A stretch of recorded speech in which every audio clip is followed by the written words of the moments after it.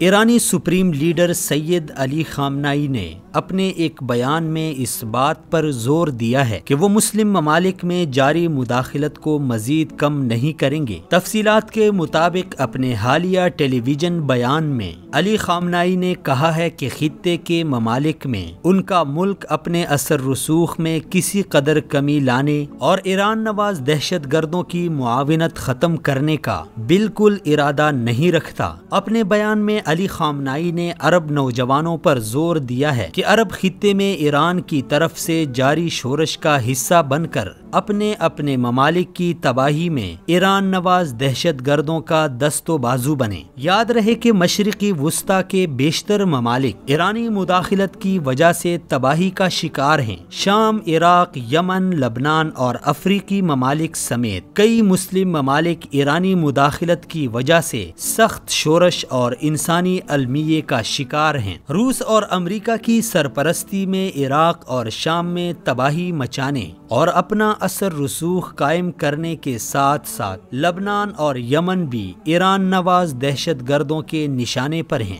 جہاں پر مسلمانوں کا جینا دوبر کر دیا گیا ہے۔ مشرقی وسطی کے علاوہ افغانستان اور پاکستان سمیت مسلم افریقی ممالک میں بھی ایرانی مداخلت آئے روز بڑھتی جا رہی ہے۔ دیگر افریقی ممالک کی طرح جنگ زدہ ملک لیبیا بھی ایرانی سازشوں کے مرکز میں بدل رہا ہے۔ عرب میڈیا کے مطابق لیبیا میں 2 ایرانی عسکری مشیروں کو نامعلوم افراد نے ہلاک کر دیا ہے۔ تیل کی دولت سے مالا مال ملک لیبیا میں ایرانی عسکری مشیروں کی موجودگی اس بات کی غمازی کرتا ہے کہ وہاں کی خانہ جنگی سے فائدہ اٹھا کر ایران وہاں اپنے اثر رسوخ کو بڑھا کر وہاں کے قدرتی وسائل پر قبضہ جمانا چاہتا ہے۔ ایران جنوبی لیبیا میں سرگرم شدت پسندوں کی پشت پناہی کر رہا ہے، جس کا مقصد پیٹرول کے ساتھ ساتھ لیبیا اور تیونس کی سرحد پر دیگر قدرتی وسائل کے ساتھ ساتھ خام یورینیم کے ذخائر سے یورینیم حاصل کر کے تہران پہنچانا ہے۔ اس کے علاوہ نائجیریا اور گانا وغیرہ سے بھی ایران یورینیم اور سونے کی بڑی مقدار غیر قانونی طور پر سمگلنگ کے ذریعے حاصل کرتا ہے۔ مئی 2018 کو مراکش نے ایران سے سفارتی تعلقات منقطع کر دیے تھے۔ اطلاعات کے مطابق ایران حزب اللہ کے ذریعے سے مراکش کی باغی تنظیم پولیساریو کو سپورٹ کرتا تھا، جس کی وجہ سے مراکش نے سفارتی تعلقات ختم کر دیے تھے۔ عرب میڈیا کے مطابق مئی کے اواخر میں موریتانیہ کی سیکیورٹی فورسز نے دارالحکومت نواکشوط کے علاقے میں ایک ایسے سیل کو گرفتار کیا ہے جو ایرانی تعاون سے وہاں پر ایرانی مفادات کے تحفظ اور خمینی انقلاب کے برآمدگی کے لیے سرگرم تھا۔ اس کے علاوہ الجزائر میں بھی سول سوسائٹی کے کارکنان کے سخت احتجاج کے بعد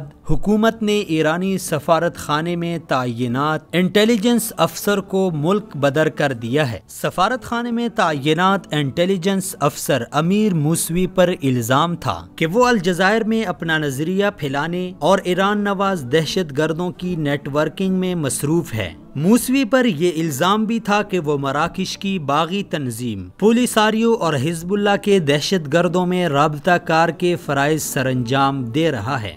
الجزائر کے جنوب میں تندوف کے مقام پر پولیساریو کے دہشت گردوں تک لبنان سے اسلحہ اور گولہ بارود پہنچانے میں بھی موسوی ملوث تھا۔ خطے میں ایرانی رجیم ایک ناسور کی حیثیت اختیار کر چکی ہے، جسے اکھاڑ پھینکنے سے ہی خطے کے ممالک کو نجات مل سکتی ہے۔ قدرتی وسائل سے مالا مال ملک ایران کی دولت و ثروت اس کی عوام کے بجائے مسلم ممالک میں شورشیں برپا کرنے اور خانہ جنگیاں بپا کرنے پر خرچ ہو رہی ہے۔ ایرانی عوام کو آسمان سے باتیں کرتی غربت، صحت کی ابتر صورتحال، منشیات کی ریل پیل، ناخواندگی، دماغی بیماریاں اور لاقانونیت سمیت بیسیوں مسائل کا سامنا ہے۔ چاہیے تو یہ تھا کہ ایران کے پگڑی پوش ان مسائل پر کنٹرول کر کے عوام کو سہولیاتی زندگی پہنچاتے، لیکن اپنی عوام کو نظر انداز کر کے اپنی خونی ہوس کو بجھانے کے لیے مسلم ممالک میں آگ و خون کا بازار گرم کر کے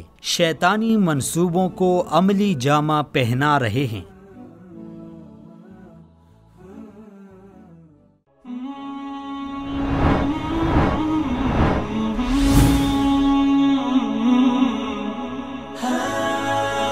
دنیائے اردو کا درخشاں ستارہ وصال اردو.